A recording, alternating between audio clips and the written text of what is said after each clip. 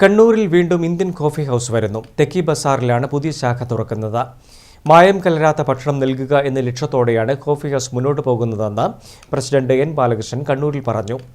ആരോഗ്യത്തിന് ഹാനികരമാകുന്ന ഒന്നും Indian coffee ഹൗസിലെ ഭക്ഷണത്തിൽ ഉപയോഗിക്കാറില്ലെന്നും അദ്ദേഹം വാർത്താസമ്മേളനത്തിൽ പറഞ്ഞു. മായവും കലർപ്പുമില്ലാത്ത ശുദ്ധമായ ഭക്ഷണം നൽകുക എന്നതിനപ്പുറം മറ്റൊരു ലക്ഷ്യവും ഇന്ത്യൻ കോഫി ഹൗസിനില്ലെന്ന് പ്രസിഡന്റ് എൻ ബാലകൃഷ്ണൻ മാസ്റ്റർ പറഞ്ഞു. 6 പതിറ്റാണ്ടായി ജനമനസ്സുകളിൽ ഇന്ത്യൻ കോഫി ഹൗസ് ഉണ്ട്. 31 ബ്രാഞ്ചുകളും 800ഓളം ജീവനക്കാരുമുള്ള ഇന്ത്യൻ കോഫി ഹൗസ് കണ്ണൂരിൽ പുതിയ ബ്രാഞ്ച് കൂടി ആരംഭിക്കുകയാണ്.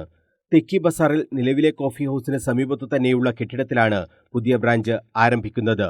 ജനുവരി 4 രാവിലെ 10:30 മുൻ വ്യവസായ വകുപ്പ് മന്ത്രി ഇ പി ജയരാജൻ ബ്രാഞ്ചിന്റെ ഉദ്ഘാടനം നിർവഹിക്കും. അമിത ലാഭം കോഫി ഹൗസ് ഒരിക്കലും ലക്ഷ്യമാക്കിയിട്ടില്ല.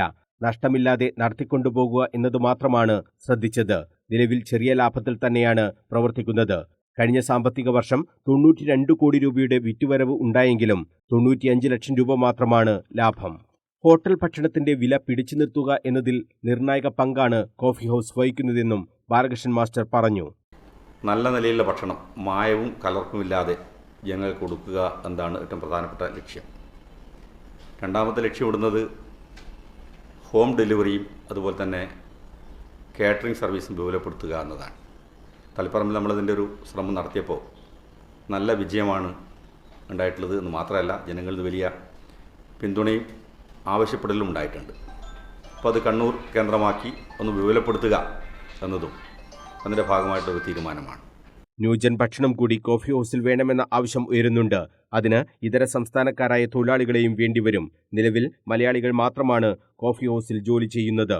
തിളപ്പിച്ചാറ്റിയ വെള്ളം മാത്രമാണ് കോഫി ഹൗസുകളിൽ കുടിക്കാൻ നൽകുന്നതെന്നും ബാലകൃഷ്ണൻ മാസ്റ്റർ പറഞ്ഞു. നമ്മളിപ്പോൾ വാട്ടർ പ്യൂരിഫയർ വെച്ചുകൊണ്ടാണ് നമ്മൾ എടുക്കുന്ന വെള്ളത്തെ പാത്രത്തിലേക്ക് കൊടുക്കുന്നത്. തിളപ്പിച്ചതിന് ശേഷം ആണ് പിന്നീട് കൊടുക്കുന്നത്. അതിൻ്റെ അകത്ത് നമ്മൾ പച്ചവെള്ളം ചേർക്കുന്നില്ല. പച്ചവെള്ളം പിന്നീട് ചേർക്കുന്നില്ല. മുന്നേ അങ്ങനെ തന്നെ.